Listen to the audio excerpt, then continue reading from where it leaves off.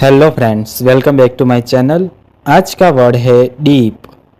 Deep deep का हिंदी में अर्थ होता है डुबाना या हल्का नीचे जाना।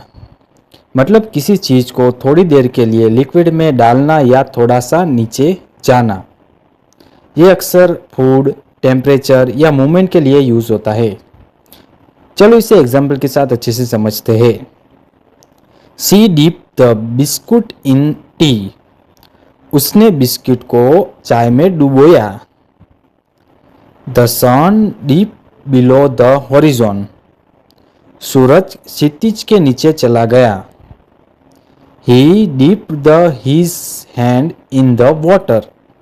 उसने अपना हाथ पानी में डाला। सो फ्रेंड्स, आज का वर्ड था डीप। अब आप कमेंट में लिखो I dip the biscuit in tea. मिलते हैं नेक्स्ट न्यू वर्ड के साथ। चैनल को लाइक करो, सब्सक्राइब करो। धन्यवाद।